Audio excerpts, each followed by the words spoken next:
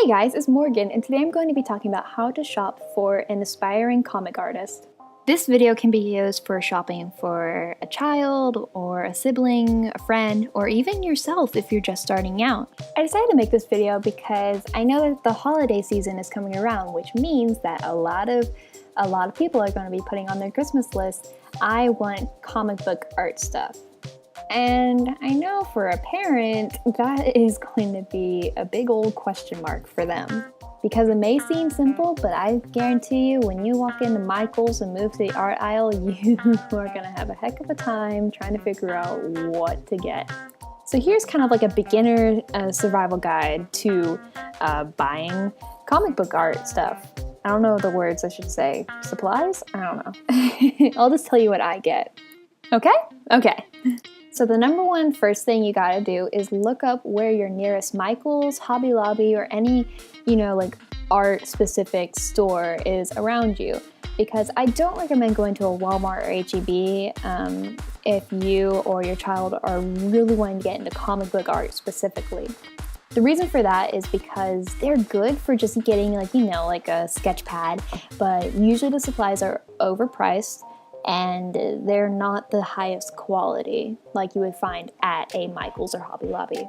But if you think that this is just going to be like a short, trend for your kid, then yeah, by all means, go check out Target or Walmart. But if you think that they're going to be really serious about it, then definitely go to a Hobby Lobby or Michael's.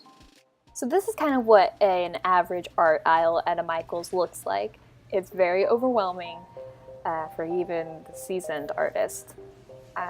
So say they say, I need art pencils. What does that mean? Well, I always get this standard pack. It has sizes B through B6 of pencils, and it's really good. I mean, especially for someone who's just now learning how all these pencils work. And this will save you a ton of money. Don't get something just because it says comic book pages. Don't do it. That doesn't mean that that's the pages you gotta get. So first things first is a sketchbook. I usually get a Strathmore sketchbook. This one is really lightweight. It's got really kind of thick paper and it's great for carrying around in your backpack. I bring it everywhere I go. If you go to a Michael's and they don't have what you're looking for, check in one of the boxes underneath. That will have all the stock right there. Little hidden secret. So when it comes to actually planning your comic, really, the draft pages can be done on any type of good size sketchbook. For the actual pages themselves, you definitely want to get Bristol paper. I know for a parent probably walking into this aisle, they're going to be like, what? Because they all say Strathmore. Look at the big red letters and make sure it says Bristol and not sketch or tracing, just Bristol. I have many times gotten frantic texts from friends saying, which one do you use? And I'm like, Bristol, don't get tracing paper. There's a big difference. Now this may be unlikely for a super beginner, but if they ask for inking pens, don't freak out when you see all these prices. You really just need to get this standard, I think, 5-pack? Yeah, this right here. It has sizes 0.05 through 0.8, which it's really good. I still use my original pack to this day. They're great for all sizes. If someone is just needing more pens, then you can go up and get these special ones. If something ever dries out, they do sell them individually too, which is really nice. These are some good colored markers that are great alternatives to the super expensive Copic markers. They're not perfect, but they're great. Honestly, just go move on to the next aisle and you'll find different erasers and stuff. Really just any nice size eraser and sharpener will do the trick.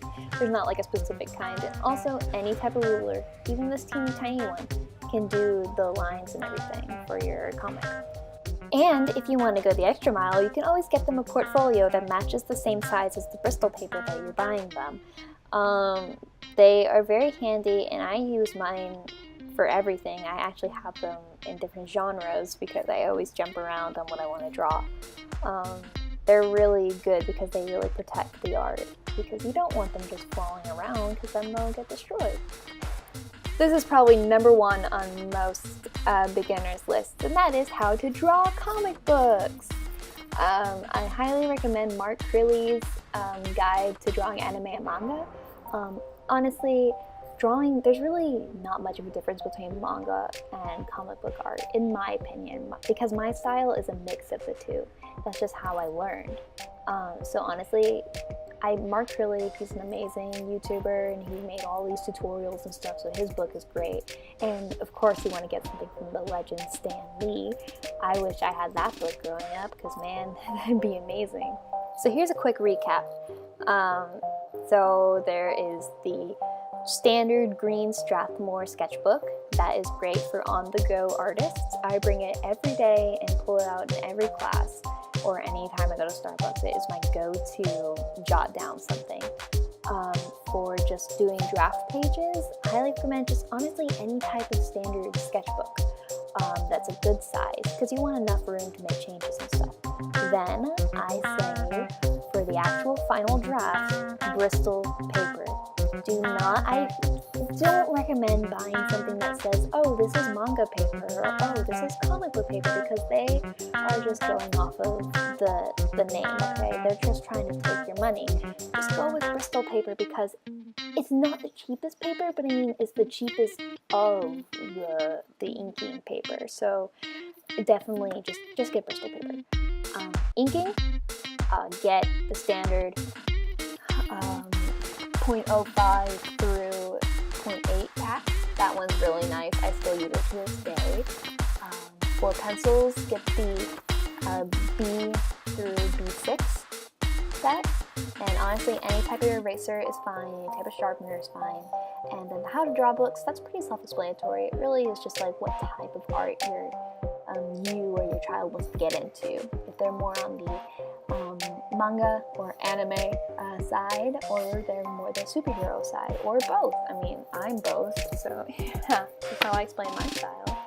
I really hope that this video helped you or any parents out there, or even beginning artists who have no idea where to start with their getting materials, because they do make it really confusing and challenging, and it's really disheartening whenever you don't know what you're looking for and you just want to find your way into this world. I really hope that I was able to help you. If anyone has any questions or suggestions for future videos, please let me know in the comments below. I will definitely get back to you as soon as possible. As always, thank you so much for watching. It means the world to me just to have people viewing these videos and knowing that I'm actually helping people around the world. It's truly incredible.